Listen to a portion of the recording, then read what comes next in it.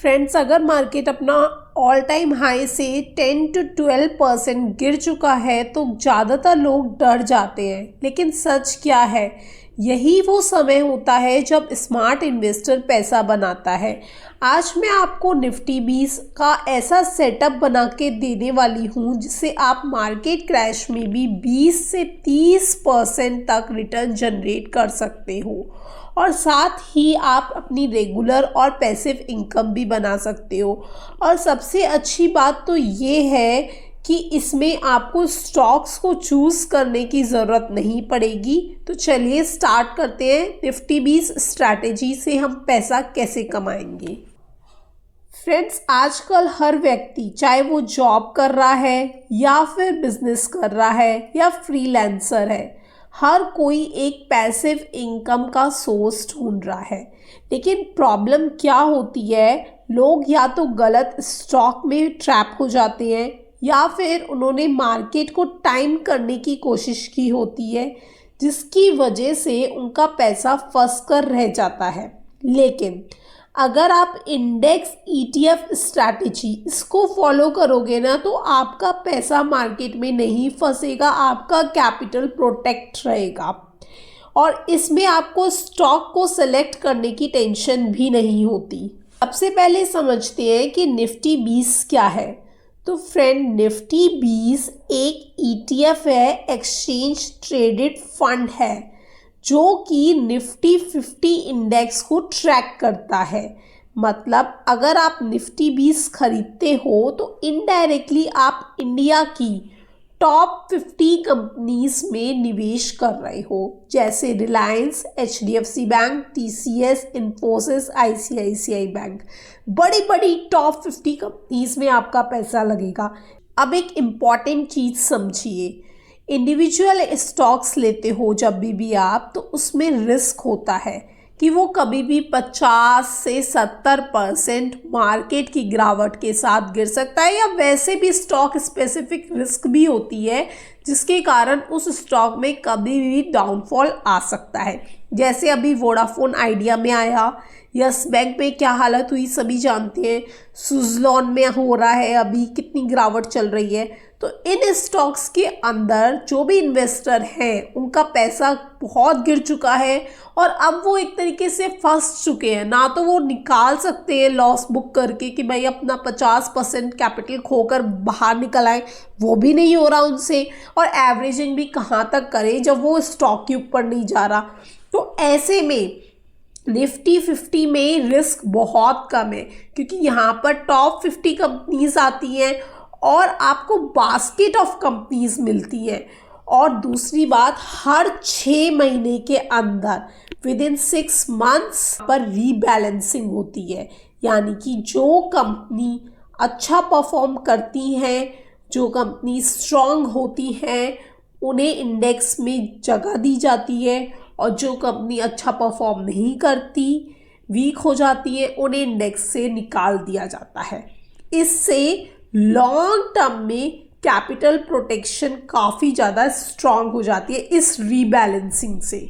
और अब एक और इम्पॉर्टेंट सवाल कि जब हमें निफ्टी में अपना पैसा लगाना है तो हमारे पास 2 ऑप्शन होते हैं।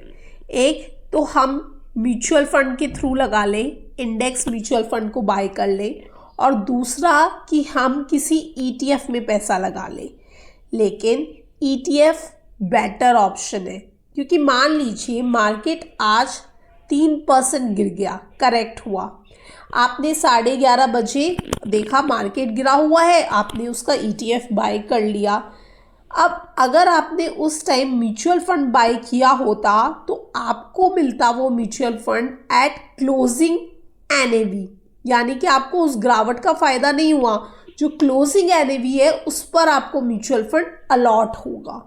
मान लो शाम तक अगर मार्केट ने रिकवरी कर ली और वो +1% पर क्लोज हुआ, तो इससे आपका ये म्यूचुअल फंड का इन्वेस्टमेंट तो महंगा पड़ जाएगा। लेकिन वहीं अगर आपने ETF को ख़रीदा होता तो आप उसी समय -3% पर एंट्री मिल जाती है आपको, यानी कि सिर्फ एक दिन में अगर आपने सही जगह इन्वेस्टमेंट नहीं किया तो आपको 4% का नुकसान हो गया, क्योंकि भाई -3 तो यहाँ पर और यहाँ +1, तो 4% का नुकसान हो जाएगा ना इन दोनों में ही ऑप्शन में। अब एक और इम्पॉर्टेंट बात समझिए, हिस्टोरिकली मार्केट एवरेज रिटर्न देता है लगभग 12 से 15% पर ईयर, लेकिन ये जो रिटर्न है 12 से 15% ये स्ट्रेट लाइन नहीं होते। ऐसे नहीं कि रिटर्न आपको ऐसे ही मिलेगा। मार्केट कुछ ऐसे मूव करता है, कभी नीचे कभी ऊपर, कभी फिर नीचे फिर करेक्शन फिर ऊपर नीचे, ऐसे ऐसे मूव करेगा। तो यानी कि यहाँ पर जो भी फ्लक्चुएशंस हैं वो एक्चुअली में हमारे लिए अपॉर्चुनिटी है जहाँ पर हम बाइंग कर सकते हैं, जिनको बोलते हैं गोल्डन पॉइंट ऑफ इन्वेस्टमेंट। ये जो डिप्स होती हैं इन पर हमें बाय करना होता है। तो हमारे जो रिटर्न है वो 15% से हम उनको बढ़ा भी सकते हैं, 20% तक ले जा सकते हैं। और आप अगर आपकी स्किल काफ़ी अच्छी हो जाती है, आप ऐसा करते हैं लगातार और 2-3 साल में तो आप माहिर हो जाएंगे, तो आप अपने रिटर्न को इवन 25% भी कर सकते हैं। अब आते हैं इस वीडियो के सबसे इम्पॉर्टेंट पार्ट पर, powerful setup moving average strategy. Setup क्या है? ये स्ट्रैटेजी बेस्ड है मूविंग एवरेज पर, यानी कि चार्ट में आपको सिर्फ 2 इंडिकेटर लगाने हैं। चार्ट खोलना, उसमें फिल्टर में 2 इंडिकेटर लगाना, एक तो 20 डे मूविंग एवरेज, ठीक है, और 50 डे की मूविंग एवरेज। अब ये 2 इंडिकेटर का हम यूज़ करेंगे इस स्ट्रैटेजी में, और रूल तो बहुत सिंपल है फ्रेंड्स।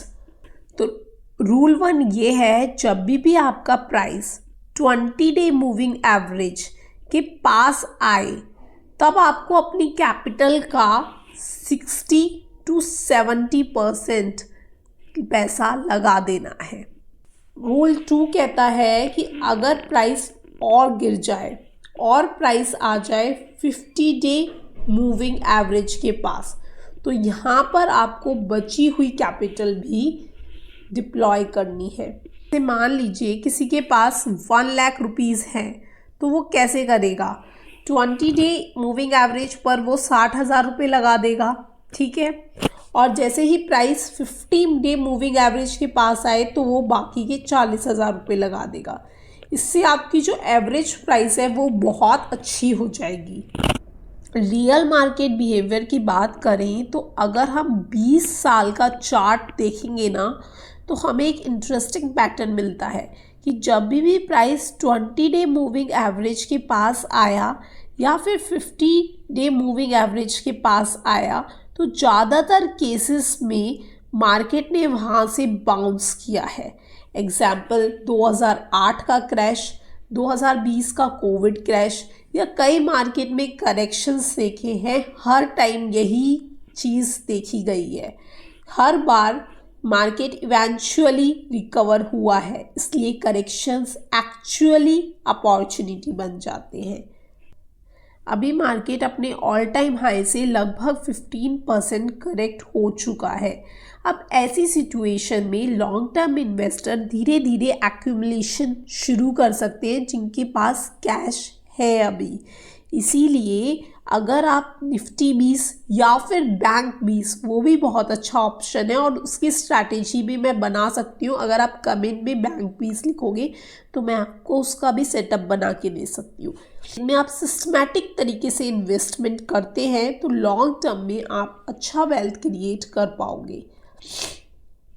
तो दोस्तों, आज के वीडियो में हमने देखा निफ्टी 20 क्या है, ETF क्यों पावरफुल है, moving average based investment strategy क्या है और मार्केट करेक्शन को अपॉर्चुनिटी कैसे बना सकते हो।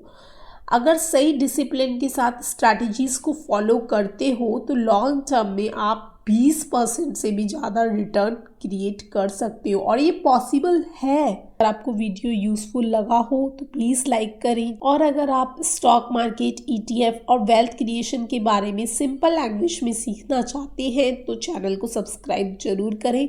कमेंट में ज़रूर बताइए कि आप निफ्टी 20 में SIP करोगे या फिर ETF बाइंग।